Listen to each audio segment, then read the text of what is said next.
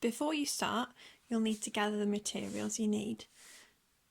Your pattern, an embroidery hoop, some fabric, an erasable pen, your embroidery thread, a needle, and a pair of scissors. The very first step is to transfer your pattern onto your fabric. We're going to use an erasable pen. So this is any type of friction pen that is erased by heat or by an eraser. So once we've finished, if there's any bits of the pen left over, we can just use an iron or a hairdryer to get rid of the ink. So place your pattern underneath your fabric and you should be able to see through quite clearly and trace your design.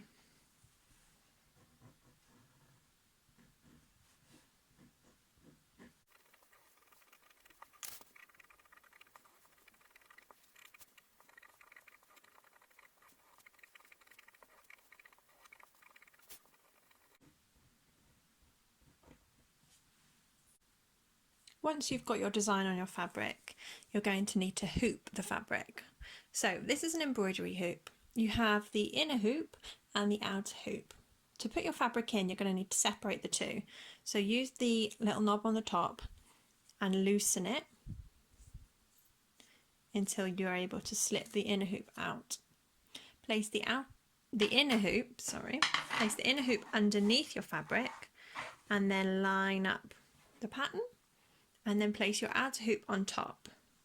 Now this part is tricky and takes a lot of practice, so don't worry if you need to do it a few times.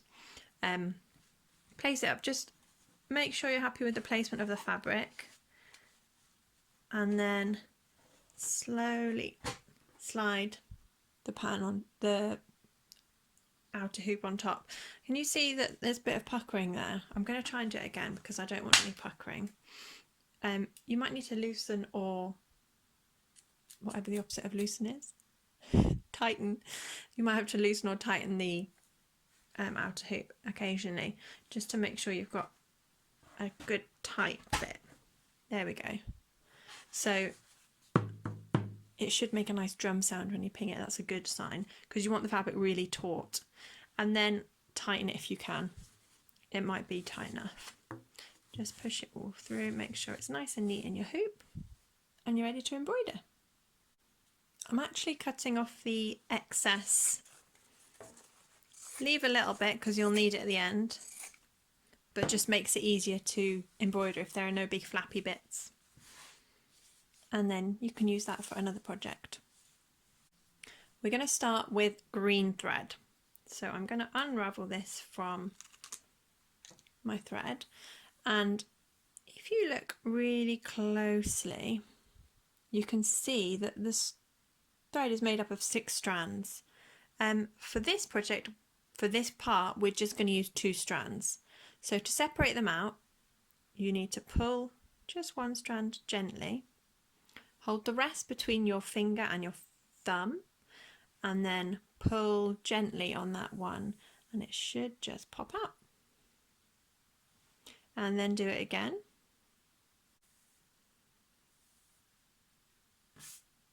And you've got your 2 separate strands which you're going to place together, and then just pull them together. So you've got one piece of thread that is 2 strands thick. The needle in this kit is a lovely wide-eyed needle, so it should be quite easy to thread. So take your thread, both strands at the same time. You're just going to thread it through your needle and pull it. I've got my needle, my thread is making a U shape. I want one length to be longer than the other. And then we're going to tie a knot in the end of the longer end of the thread.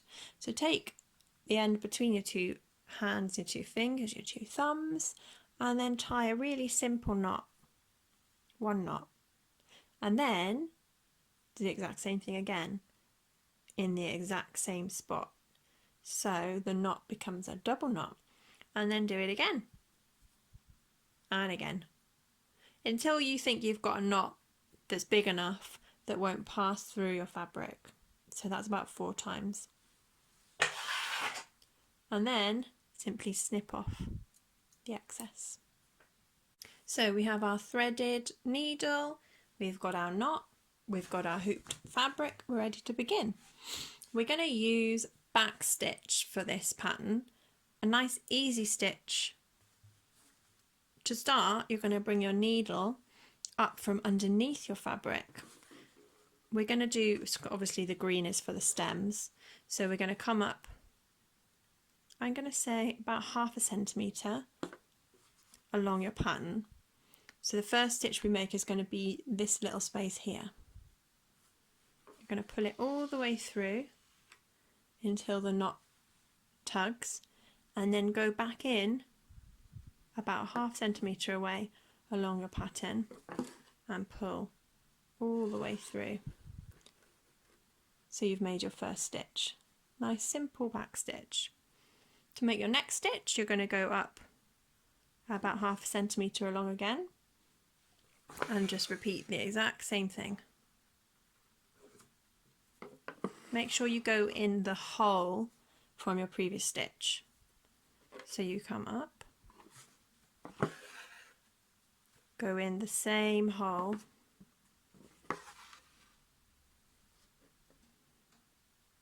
come up,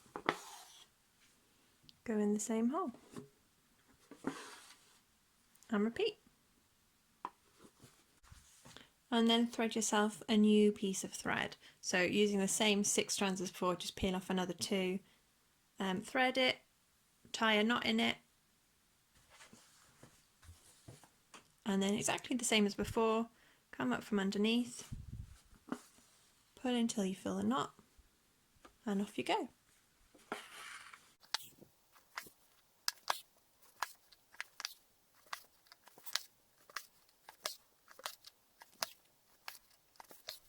As you come towards the end of the first lavender sprig, just leave that final bit at the end, because that is going to be purple. And then when you've done your first, just stretch over and start your second.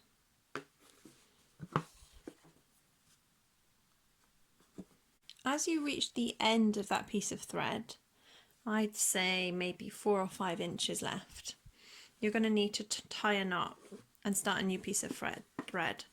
So do your last stitch, come through to the back, and then use your needle.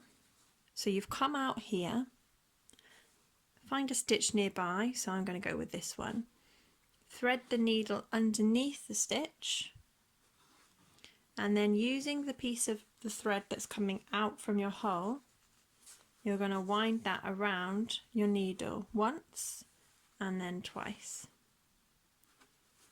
Hold your thumb over the needle to hold it secure, and then just pull your needle through, and then you've got yourself a little knot. And then do the exact same thing in the exact same place, just to make sure 1, 2 is nice and tight. And then cut the excess.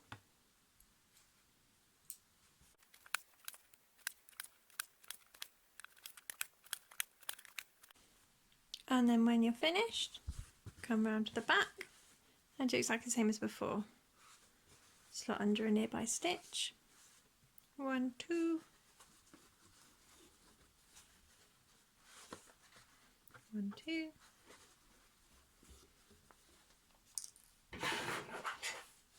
And cut the excess. You might notice that the fabric is starting to pucker or sag. If that's the case, just pull, go around the edges and pull the fabric taut. Because if you continue to embroider whilst it's all saggy, your embroidery will be distorted. If you need to, tighten the little knob at the top. So we've got our green. The next stage is to do the purple. For this I use purple and lavender coloured thread, or purple or and lilac, whatever you want to call this shade. I use a little bit of both. So we've got our two different colours. I'm going to take one strand from each. So pinch the end, find your one strand and pull it all the way through, and do the same with your purple. And then place the two ends together, so you've got one strand purple, one strand lilac, and pull them all together. So you've got one strand made up of both colours. And then just at the end, make sure the double thread goes all the way. Oh, sorry. And cut off any extra if you need to. So in this way, we're sort of, it's almost like mixing colours when you paint. We're blending, so we've got a nice two-tone colour. Thread your needle and tie a knot like we said before. For the little sprigs of lavender, we're just going to do single stitches. So each one of these lines is a single stitch. So I'm going to start with this one. I'm going to come up at the end of one of the little lines, and then I'm going to pull all the way through until the knot tucks and go back in. I'm going to try and use the holes made by the green stitches where possible. And you've got your first one, and then keep doing that and just build up your lavender.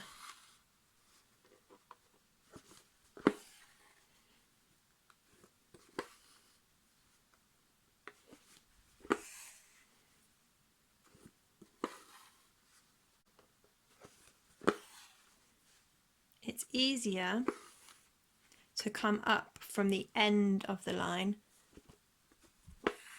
and go back in on the green, just because coming up from underneath the green can be a bit tricky.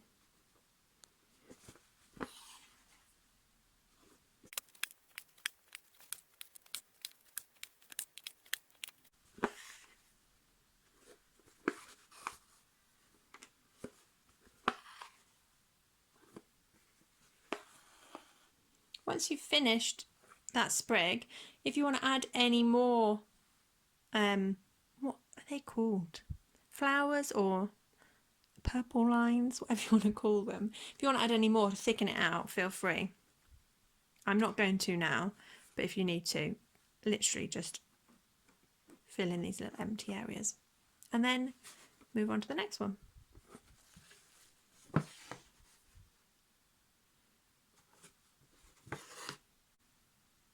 Keep going until you've done all the purple bits. Restart your thread if you need to, when you need to. I've used 3 lots of thread for this. And then finally tie a knot in the same way that you did before. 1, 2.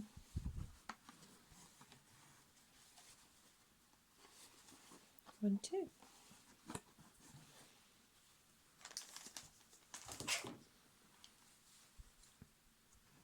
And cut off the excess. Finally, I'm going to use some black to do the lettering. You could leave the lettering out completely. You could have just the lavender sprigs, or you can write lavender in your own handwriting, or you can you could put some other phrase or some sort of slogan, put in different words in different areas. You can print something off the computer, whatever you want to do. For this one, we're just going to use one strand of black thread.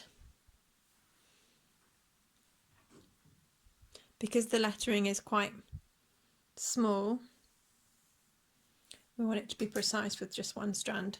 So when you tie your knot in the end, you might just need to tie a few more knots over the top to make the one strand slightly thicker so it doesn't come through the end, if that makes any sense whatsoever.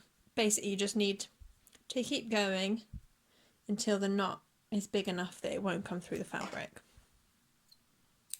So we're going to use back stitch again for the lettering. It's slightly different, slightly more fiddly than doing it on the longer straight edges, but simply think of it as if you were writing, if you're handwriting, so you follow the letters as if you were writing them with a pen. So to start with, I'm going to come up halfway up this L and then go back in at the top of the L, making your first stitch, and then from the bottom of the L I'm going to make another stitch going in the same hole. You've got a simple L, and then simply move on to the A. So I'm going to do a little stitch here. For the curves in the letters, you just might need to do slightly smaller stitches.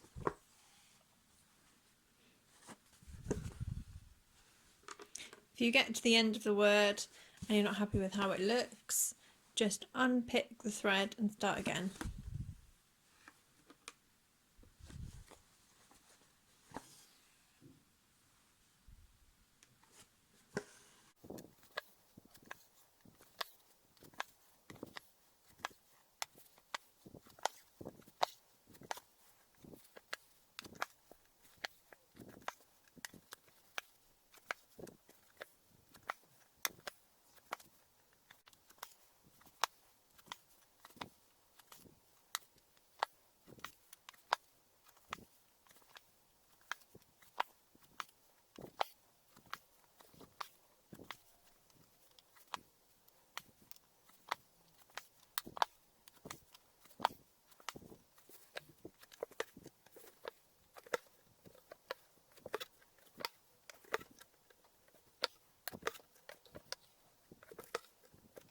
And then the final stitch.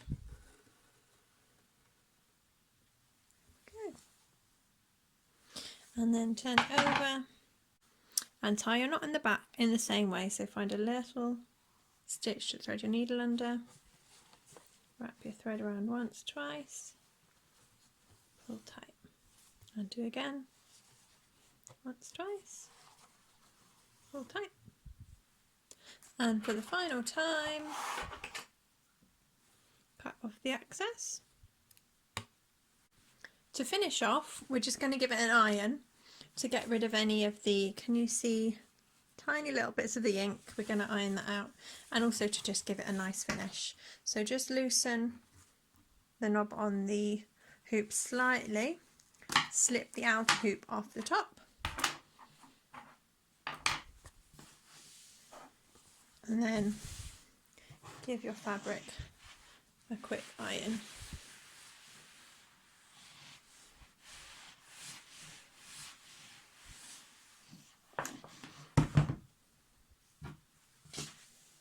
And then hoop it one last time. So this is your final time, so make sure it's lined up nicely in the hoop. Make sure that this is right in the centre at the top. Take your time.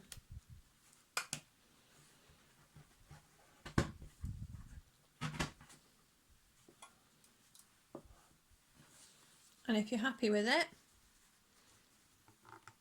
tighten the top as much as you can. There are lots of methods for finishing the back of a hoop, but so for example, you can use a piece of felt, and then you can stitch that on top so you've got a nice soft backing. You can use a glue gun to fold your fabric in. If you go on YouTube, there are lots of different methods. For this one, we're just going to use a really simple method. We're going to use a pair of scissors. We're going to snip in, we're going to get as close as we can to the hoop, and then simply cut all the way around.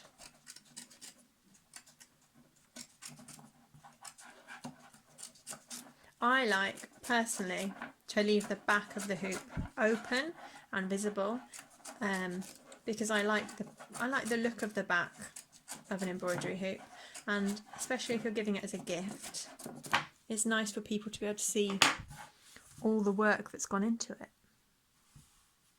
And there you have it.